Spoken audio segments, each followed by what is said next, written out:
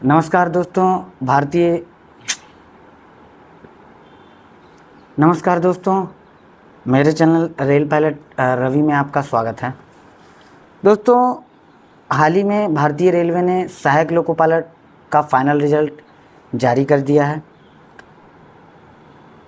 Final result जारी होने के साथ ही ये कंफर्म हो गया है कि किन लोगों को सहायक लोको पायलट की जॉब मिलेगी और कौन लोग बाहर जाएंगे। दोस्तों अब जो अगला चरण है वो है आपका डॉक्यूमेंट वेरिफिकेशन और मेडिकल एग्जामिनेशन।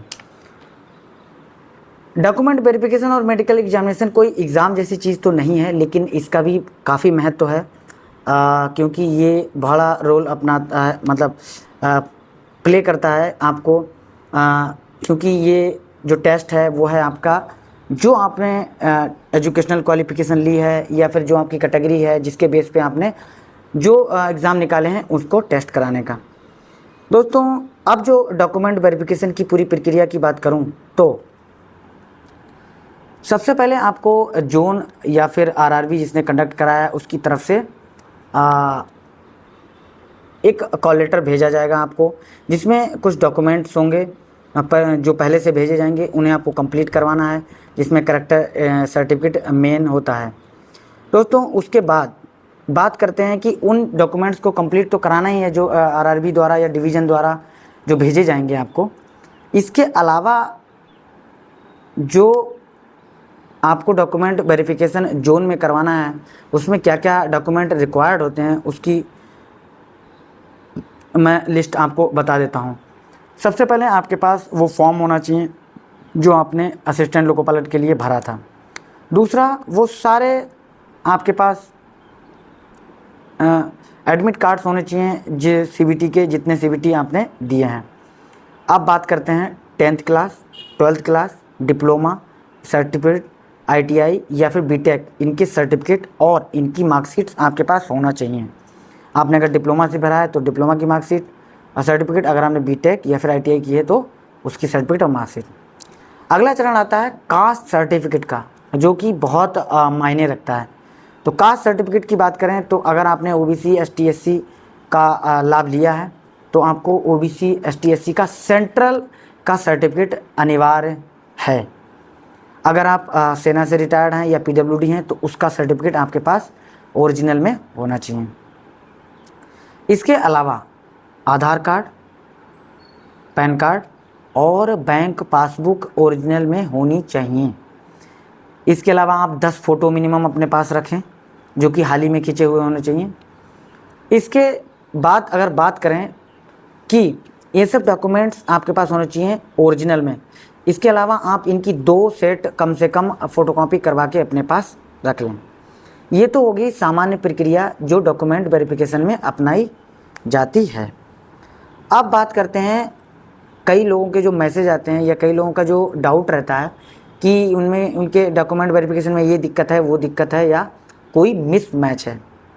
दोस्तों अगर आप एक डॉक्यूमेंट्स में कोई डेट ऑफ बर्थ में, नाम में, पापा के नाम में, मम्मी के नाम में, एड्रेस में कोई मिसमैच है तो आप एक शपथ पत्र बनवा लें मिनिमम 20 रुपये के नोटरी पर, और ये शपथ लें कि मेरा सही क्या है और इसमें क्या हो गया है।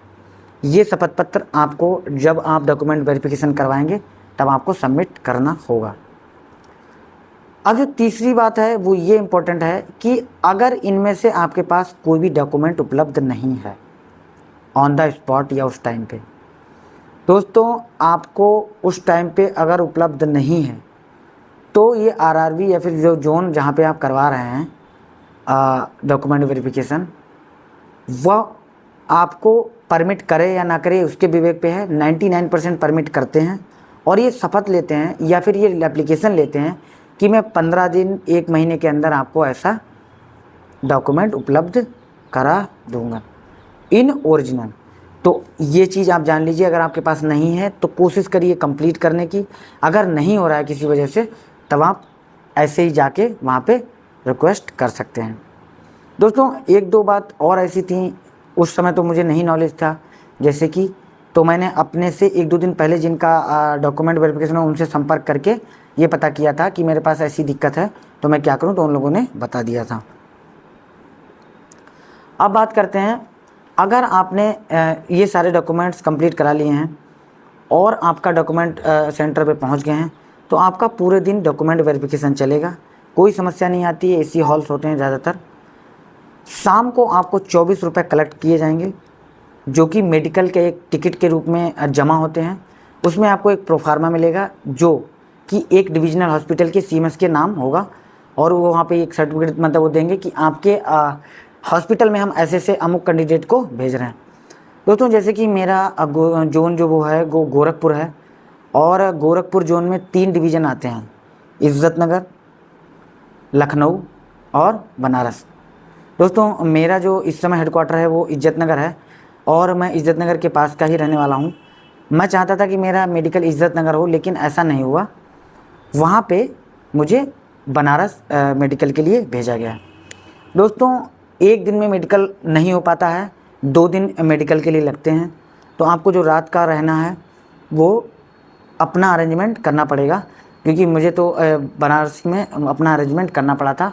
मैं एक होटल रह के रुका था, फिर अगले दिन फिर गया था। दोस्तों ये रही पूरी डॉक्यूमेंट की प्रक्रिया।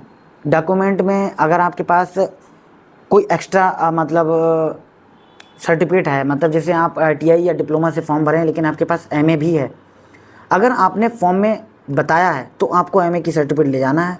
अगर फॉर्म में आपने नहीं बताया कि MA नहीं है तो आपको ले जाने की ज़रूरत नहीं है। जितने डॉक्यूमेंट्स आपने फॉर्म में बताए हैं उतने डॉक्यूमेंट्स ही आपको ले जाने हैं। तो ये चीज़ थी पूरी कंप्लीट नॉलेज जो कि आपको लिए बहुत इम्पोर्टेंट होगी क्योंकि आगे का चरण आपके डॉक्यूमेंट वेरिफिकेशन पे ही डिपेंड करता है। सारे डॉक्यूमेंट्स आपके ओरिजिनल में होने चाहिए, मोहर और ये सब आपकी जो भी आपका करैक्टर है या जो भी है वो आपका इन ओरिजिनल होना चाहिए। इसके अलावा आपके पास 2 जोड़ी फोटोकॉपी भी ले जा सकते हैं। हालांकि ये क्या क्या ले जाना है, क्या क्या नहीं ले जाना है, क्या क्या कितना फ़ोटो, ये आपके जो कॉल लेटर आएगा उसमें भी मेंशन पूरा होगा।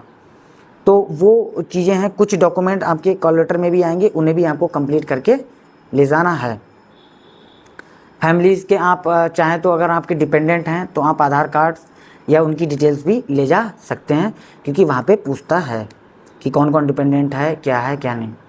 अगर आप डोमिसाइल आपने लगाया है, हालांकि डोमिसाइल की ज़रूरत पड़ती नहीं है बट देख लेते हैं, तो आप डोमिसाइल भी ले जाइएगा। तो ये सब डॉक्यूमेंट वेरिफिकेशन के टाइम पे ज़रूरी हैं, चेक होने वाले डॉक्यूमेंट्स हैं।